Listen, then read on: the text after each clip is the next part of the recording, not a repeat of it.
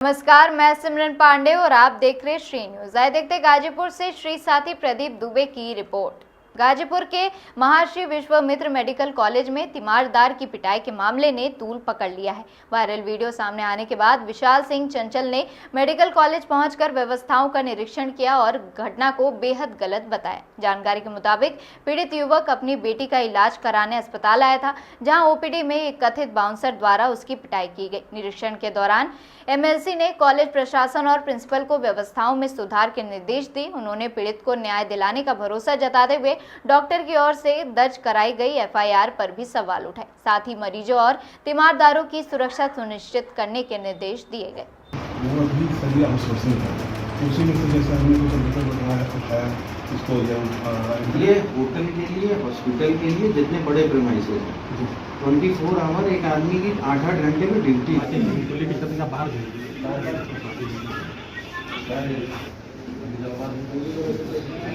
कोई नहीं जाता।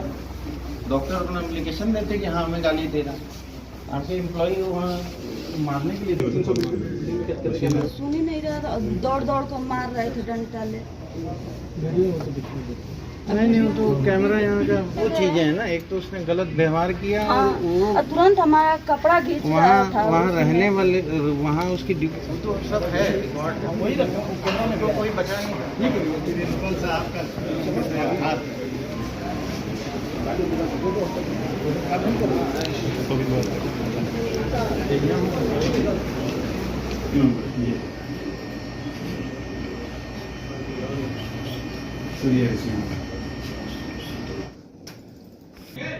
ऑक्सीजन दिया जाता है सब कुछ। चाहे वो स्वीपर हो, डॉक्टर हो, चाहे जो हो, हर स्टाफ का साथ में सफाई भाई भी सकते हैं। आपको बढ़ा हम लोग करा भी देते हैं, काम कराते हैं सर। यहाँ सब स्टेशन दो प्रिंसिपल साहब, कल एक घटना हुई थी ओपीडी डिपार्टमेंट में, जिसको लेकर काफ़ी चर्चा है कि एक आपका सिक्योरिटी गार्ड जिसने बाउंसर की एक टी शर्ट पहन रखी थी, वो एक तीमारदार के साथ मिसबिहेव कर रहा था, पिटाई कर रहा था। ये घटना मेरे संज्ञान में वीडियो के माध्यम से आई थी और सबसे पहले मैंने उसके खिलाफ जो है कार्रवाई करते हुए उसको निलंबित कर दिया और उसके बाद 3 सदस्यीय एक समिति बना दी है जो उसकी जांच करके 3 दिन में रिपोर्ट होगी और जो भी मेरे स्तर पर जो भी कठोर से कठोर कार्रवाई होगी दोषी पाते हुए उसको जरूर। कौन व्यक्ति था? क्या वो आपके स्टाफ का था? क्योंकि बाउंसर की तो कोई पोस्ट नहीं होती प्रिंसिपल। आउटसोर्सिंग का MPW था, उसका मेन काम पेशेंट का लाइन लगवाना सब कुछ वो है। अब क्या हुआ वो तो जांच जब कर ले। मैं जांच अधिकारी नामित अमित कुमार जी और 2 लोग और हैं, डॉक्टर मनोज यादव और डॉक्टर रोहित पटेल। ये लोग जांच करके रिपोर्ट देते हैं तो उसके बाद फिर 2 दिन बाद मैं आपको बताने में ज़्यादा सक्षम हूँ। तो जिस तरह की घटना हुई काफ़ी भयानक दृश्य दिखाई पड़ा है, तो क्या उसके बाद अगर वो दोषी पाया गया तो क्या प्रशासन उसके खिलाफ एफआईआर करेगा? बिल्कुल करेगा ज़रूर। उसमें कोई उसमें सोचने वाली बात है। हम अपनी रिपोर्ट जो है पुलिस में दे देंगे और फिर पुलिस जो कार्रवाई करना चाहेगी उचित वो जरूर करेगी। इसी इशू को लेके आपको और एमएलसी साहब का एक फ़ोन कॉल जो है उसका ऑडियो वायरल हो रहा है। साथ में आज एमएलसी साहब यहाँ पर आए भी थे। वो कैमरों के बारे में उन्होंने मुझसे पूछा था जी। तो कैमरे हैं, मशीन है। एक कैमरा एक एंगल पर ख़राब था, मैंने उनको यही बताया था कि एक कैमरा ख़राब है, उसका आईसी जल गया है और नॉर्मली उसको वो नया लगता है कैमरा, तो कैमरा आने में 6 से 7 दिन लगेंगे। 21 तारीख की रात का कैमरा ख़राब हुआ है और उम्मीद है कि 26-27 तक वो कैमरा हमारे यहाँ दोबारा ये कैमरा ख़राब होना इत्तेफाक ही था? ये इत्तेफाक है क्योंकि 21 तारीख से ख़राब है, उसका आईसी सड़ा हुआ है, आईसी जल गया है। तो आईसी जलने के बाद कैमरा रिप्लेस ही होता है, वो उसमें कोई रिपेयर नहीं होता। ऐसी घटनाएं आगे ना हो इसके लिए कुछ आपने नया इसके लिए सबसे पहले तो मैं अपने जितने सुरक्षा कर्मियों हैं उनको मैं ये जरूर निर्देश दूंगा कि संवेदनशीलता का पूरा भरपूर प्रयोग करें और अगर कोई घटना हो तो व्यक्ति को बिठाते हुए पुलिस को बुला लें, 112 नंबर डायल करें या बगल में चौकी उससे डायल करें, ताकि मतलब हमारे यहाँ से कोई फोर्स का प्रयोग। क्या उम्मीद लग रही है कि इस घटना को लेकर जांच जो आपने 3 सदस्यीय जांच कमेटी बनाई कब तक रिपोर्ट दे देगी और क्या? मंगलवार तक मैंने उनसे कहा, 3 दिन का समय दिया है। मंगलवार तक उनको रिपोर्ट शाम तक मुझे दे देनी चाहिए। तो जैसे कि ऐसी घटना हुई, आपको क्या उम्मीद है कि अगली बार ऐसी घटनाएं नहीं होंगी?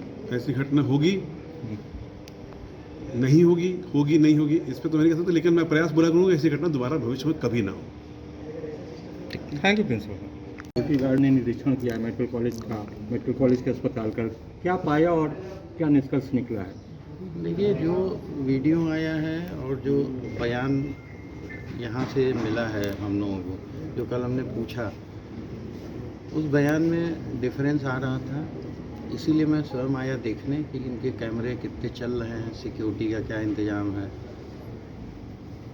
कुछ इनकी कमियां हैं, मैंने इनको बताया है कि उसको वो सुधार लें। बाकी जो कल हुआ है वो बहुत गलत हुआ है और जिसकी वजह से हुआ है उसके खिलाफ मैंने कहा है कठोर कार्रवाई करिए, क्योंकि किसी महिला को हाथ नहीं लगाया जा सकता किसी पुरुष द्वारा, और वो भी जिसको यहाँ नहीं रहना चाहिए था वो मौके पे कैसे है, उसकी नियुक्ति भी एज ए सिक्योरिटी गार्ड नहीं है, तो उस पर कठोर कार्रवाई होगी। अभी दोनों का मेडिकल, पेशेंट दोनों का हस्बैंड वाइफ का मेडिकल होगा और धाराएं भी और बढ़ाई जाएंगी इसमें। सर, पेशेंट के अटेंडेंट के साथ जो ब्रूटली की गई, उसके बाद देखा गया है कि मेडिकल प्रशासन के कॉलेज के प्रशासन की तरफ से भी एक FIR लॉन्च की गई है। नहीं, उस FIR का कोई मतलब नहीं है।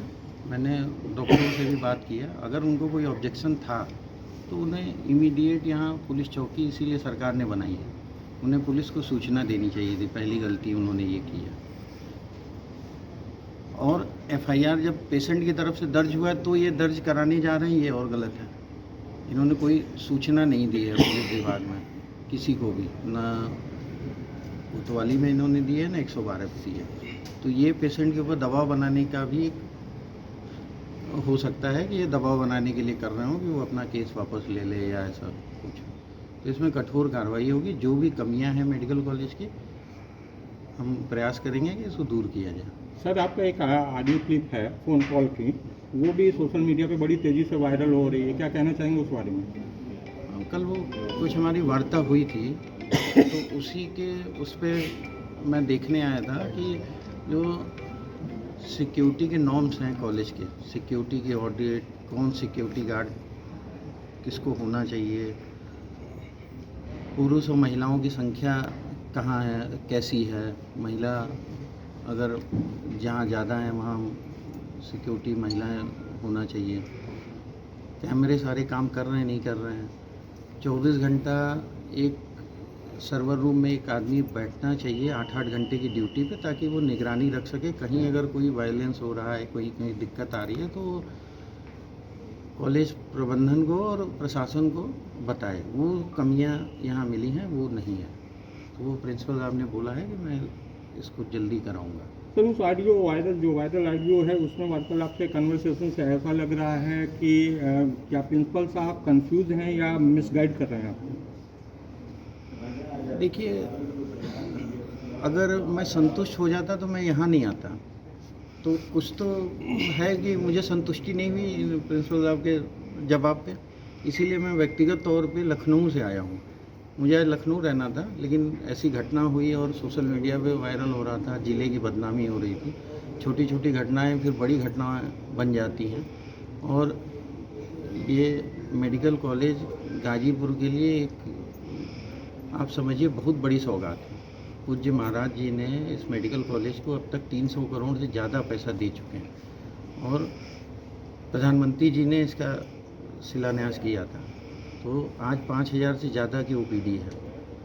तो कॉलेज के प्रबंधन के लोग भी मेहनत कर रहे हैं, गाजीपुर के लोगों को भी आराम है, हर चीज़ के लिए बनास नहीं जाना पड़ रहा है, लेकिन जो कमियां हैं उसको हम लोग सुधारेंगे। सर, पिछले दिनों असेंबली हाउस में हेल्थ मिनिस्टर ने भी इस कॉलेज का नाम लेते हुए तारीफ की थी, कॉलेज प्रशासन ने भी बड़ी पीठ थपथपाई थी। उसके बाद लगातार ऐसी कई घटनाएं हुई हैं जिससे कि यहाँ की कमियां उजागर हो रही हैं, क्या कहेंगे इस बारे में? वो कमियों को सुधारा जाएगा, अगर कुछ है तो उसको हम लोग सुधारेंगे, और मेरा प्रयास रहेगा कि बीच बीच में मैं भी आता रहूं।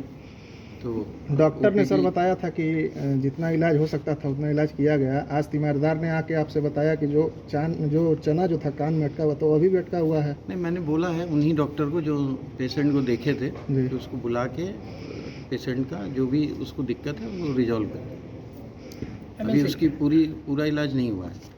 इन दिनों हड्डी विभाग में काफ़ी चर्चा है, मरीज आ रहे हैं उससे अवैध पैसे वसूले जा रहे हैं। जितनी उनकी रोग की बीमारी है उससे ज़्यादा कहीं पैसे मांगे जा रहे हैं, और इस स्थिति में कई परेशानियां सामने आ रही हैं।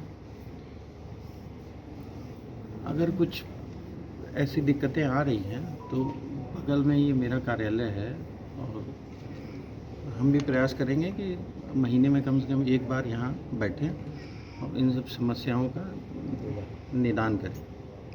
ठीक थैंक यू सर।